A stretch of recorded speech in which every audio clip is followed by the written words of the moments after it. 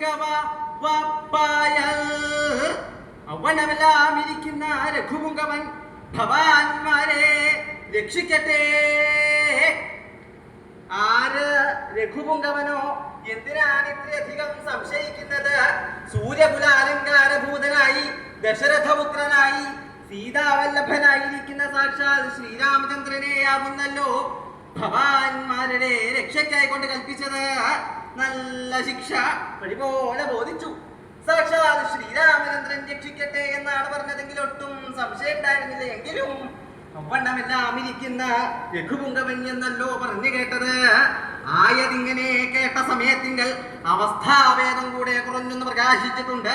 അവസ്ഥാഭേദം കൊണ്ട് ഉപാസന ശക്തി ഏറാനുണ്ടായിരുന്നു. ആയതുണ്ടോ? ആയതുണ്ട്.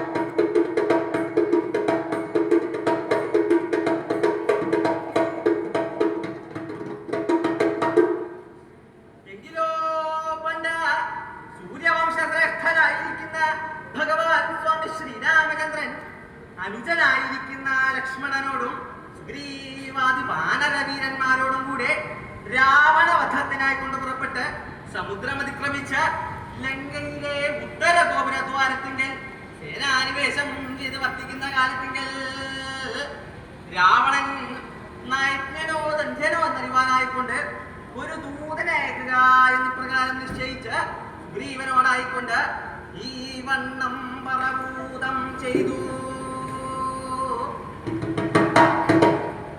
ദൂതോ ഗച്ഛതു ബുദ്ധിദാന നിപുണ പുത്രംഗദോ ബാലിന പൗലസ്ത്യസ്യ ഹിതം ബ്രവീതു സഹസാ സീതാം പരിത്യജ്യതാം.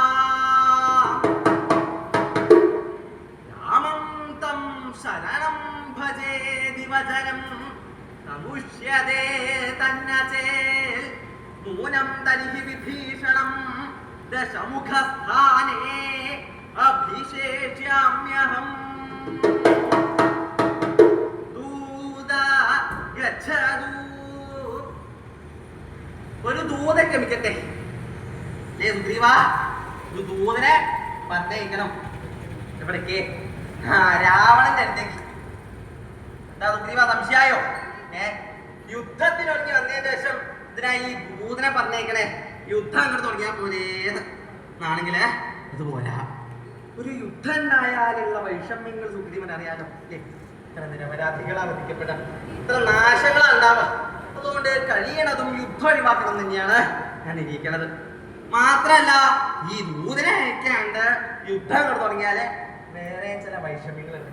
അതായത് ആ യുദ്ധമൊക്കെ കഴിഞ്ഞ് രാവണ വധവും കഴിഞ്ഞ് തിരിച്ച് അയോധ്യയിലേക്ക് ചെല്ലുമ്പോ ജനങ്ങളുടെ ഇടയിൽ പല അഭിപ്രായങ്ങൾ ഉണ്ടായി. താൻ കേട്ടില്ലേ കാര്യങ്ങള്? തന്നെ താൻ കേട്ടില്ലേ? എന്താ രാമൻ രാവണനെ നിഗ്രഹിച്ചുത്രേ. രാമൻ രാവണനെ നിഗ്രഹിക്കുക എന്താ കാര്യം? രാമന്റെ ഭാര്യ സീതയെ രാവണൻ കട്ടുകൊണ്ടുപോയിരുന്നോ, തിരിച്ച് കൊടുത്തില്ല എന്നോ എന്നൊക്കെയാണ് കേൾക്കണത്. അങ്ങനെ എന്തല്ല ഉണ്ടായത്? രാവണൻ സീതയെ കട്ടിട്ടുമില്ല, തിരിച്ചു കൊടുക്കാൻ തന്നിട്ടുമില്ല.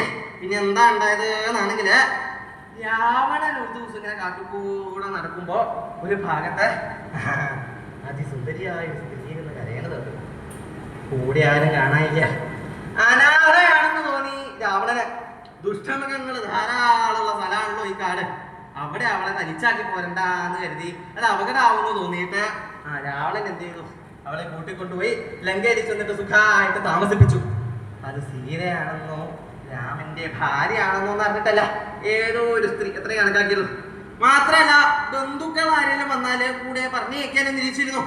അങ്ങനെ ഇരിക്കുന്ന സമയത്താണ് നമ്മുടെ രാമൻ കുറെ കുരങ്ങന്മാരൊക്കെ പോയിട്ട് ഒന്ന് ചോദിക്കാൻ പറയുകയും ചെയ്യാണ്ട് ആ യുദ്ധം അങ്ങോട്ട് തുടങ്ങി. ആ രാവണന്റെ കഥ അഴിച്ചത് ഇങ്ങനെയുണ്ടായത് എന്നാ രാമൻ ചെയ്തത് കഷ്ടം തന്നെയാ. എന്താ രാമൻ ഒരാളെ പറഞ്ഞയച്ച് പരമാർത്ഥമൊക്കെ അറിഞ്ഞതിന് ശേഷം മതിയായിരുന്നില്ലേ യുദ്ധം എന്ന് ജനങ്ങൾ പറഞ്ഞു എന്ന് വരും. അതുകൊണ്ട് ഒരു ദൂതനെ അയച്ച രാവണൻ നൈജ്ഞനോ ദുര്യനോ എന്നറിഞ്ഞതിന് ശേഷം മതി യുദ്ധം എന്നാണ് ഞാൻ നിശ്ചയിച്ചിട്ടുള്ളത്.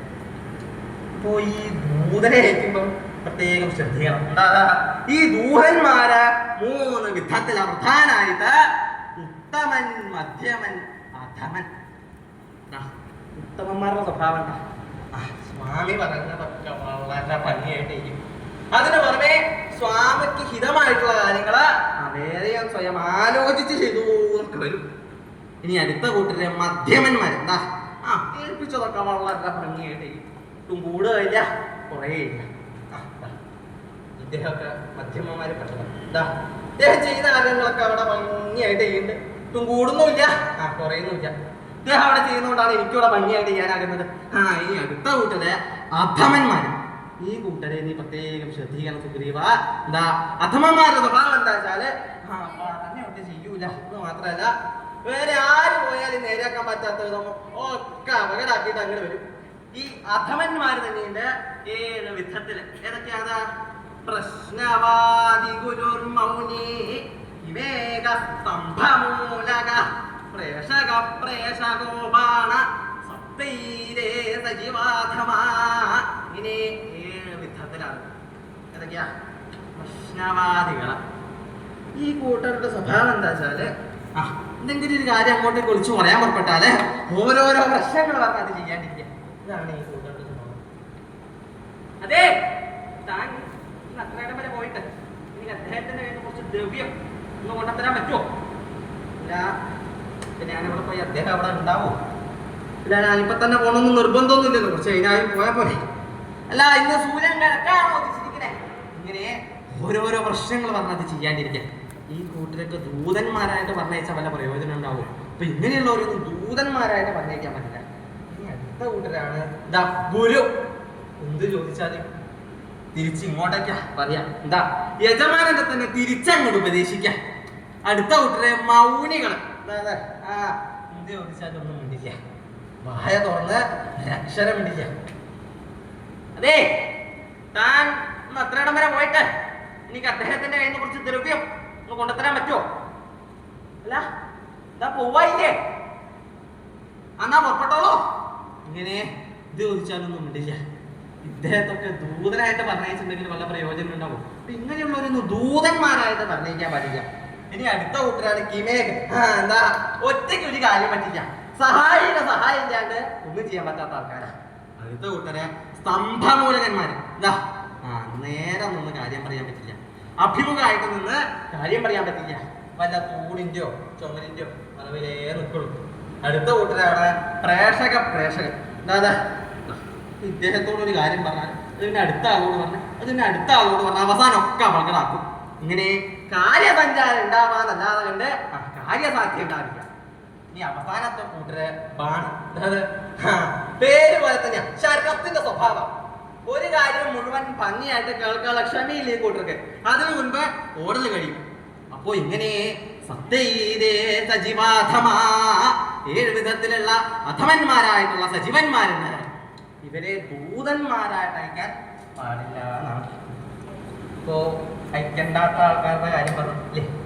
അപ്പൊ പിന്നെ ദൂതൻ എങ്ങനെയുള്ള ആളാകണം എന്നാണെങ്കിൽ ബുദ്ധിദാന നിപുണരായിരിക്കണം.